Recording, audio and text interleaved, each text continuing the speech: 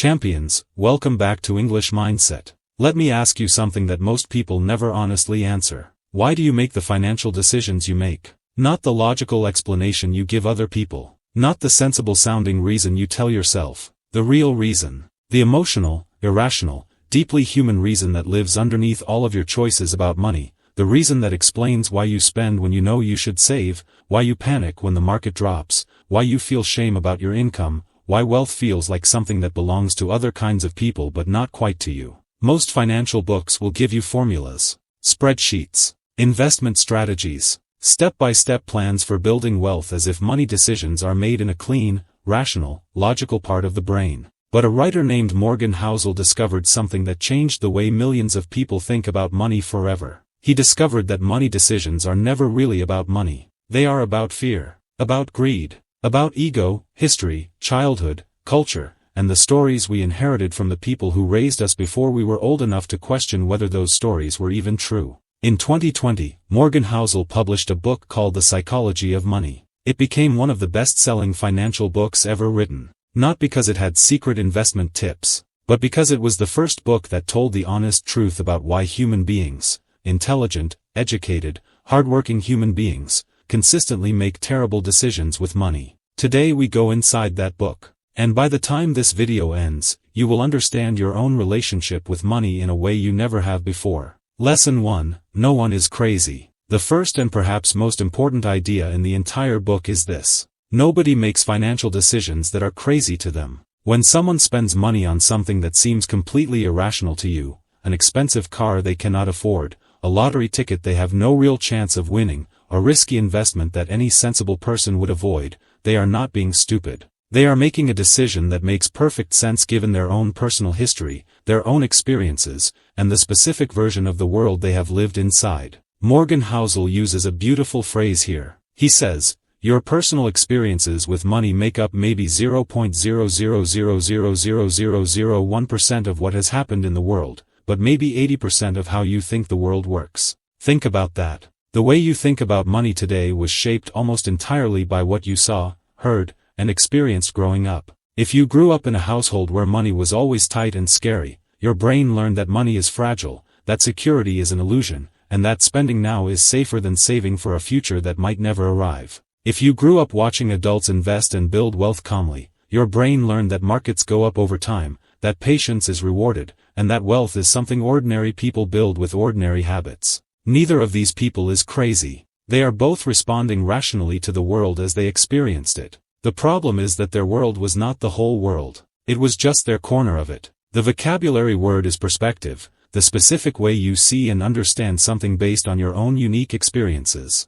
Your financial perspective was built for you before you were old enough to choose it. And the first step to changing your relationship with money is understanding that your perspective is not the truth. It is just your history. Lesson 2, Getting wealthy and staying wealthy are two completely different skills. This is one of the most powerful ideas in the entire book. And most people have never separated these two things in their minds. Getting wealthy requires optimism, risk, bold decisions, the willingness to bet on something before the outcome is certain. The people who build significant wealth are almost always people who took chances, who started businesses, made investments, pursued opportunities that others were too afraid to touch. But staying wealthy requires the exact opposite. It requires humility, caution, the constant recognition that the same bold moves that built your wealth can destroy it just as quickly if you start believing that you have figured out something the rest of the world has not. The vocabulary word is humility, the quality of not thinking you are more important or more capable than you actually are.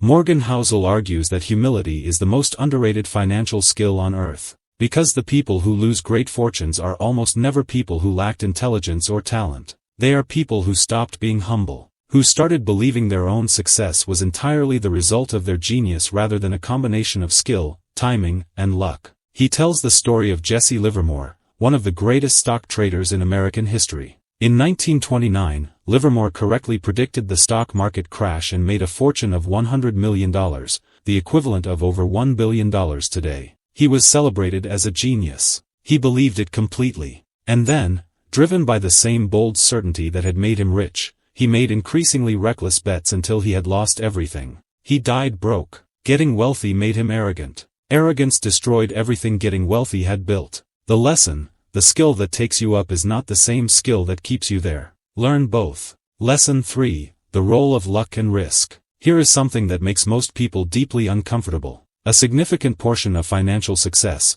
more than most successful people will ever admit, is luck. Morgan Housel uses the example of Bill Gates. Bill Gates went to one of the only high schools in the entire world in 1968 that had a computer. The odds of any given American student at that time attending a school with a computer were approximately 1 in a million. Bill Gates happened to be one of those students. His extraordinary intelligence and work ethic built everything that came after. But the starting point, the access that made everything possible, was luck. This is not a comfortable idea. We want to believe that success is entirely the product of effort and talent, because that belief makes the world feel fair and controllable. But Housel argues that refusing to acknowledge the role of luck in success leads to 2 equally dangerous mistakes. The first mistake, you overestimate how much of your own success came from your skill, and you take risks that are too large because you believe your genius will protect you. The second mistake, you underestimate how much of other people's failure came from bad luck, and you judge them harshly for circumstances that were partly or entirely outside their control. The vocabulary word is risk,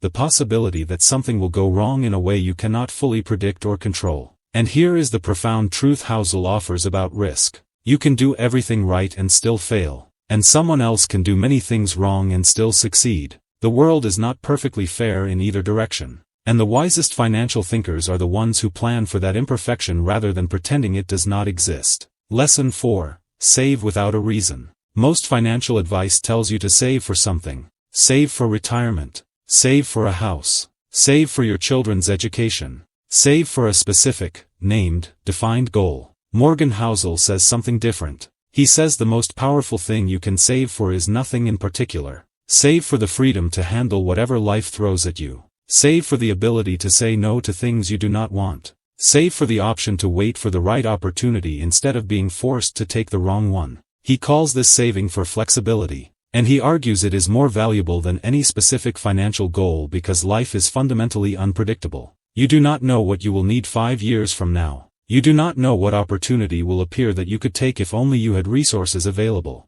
You do not know what crisis will arrive that would destroy you if you had no buffer. The person with savings has options. The person without savings has obligations. And the gap between options and obligations is one of the most important gaps in all of human experience. The vocabulary word is compounding, the process by which something grows not just by adding to itself but by multiplying, where each period of growth makes the next period of growth larger. Money compounds when you invest it, but so does time. And so does flexibility. Every year you maintain savings builds more options than the year before. And now, the single most important idea in the entire book. The one that Morgan Housel returns to again and again across all 20 lessons. The most important financial skill is not picking stocks. It is not finding the right investment strategy. It is not earning a high income or starting the right business. The most important financial skill is controlling your emotions over a long period of time. That is it. That is the entire secret of financial success,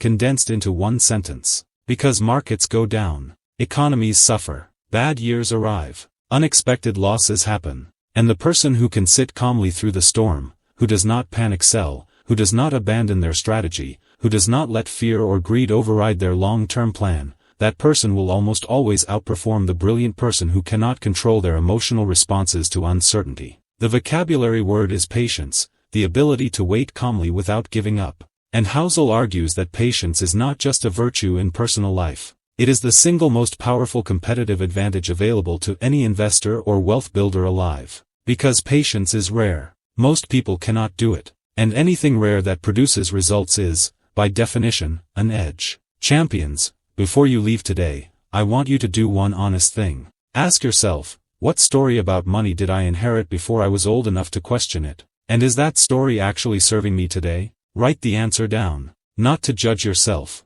but to understand yourself. Because the moment you see the story clearly, you gain the power to rewrite it. Subscribe to English Mindset for book summaries, mindset lessons, and powerful stories in clear, simple English. Share this video with one person in your life who needs to change their relationship with money. This is English Mindset. I will see you in the next one, champions. Your relationship with money began before you understood what money was. But it does not have to end there.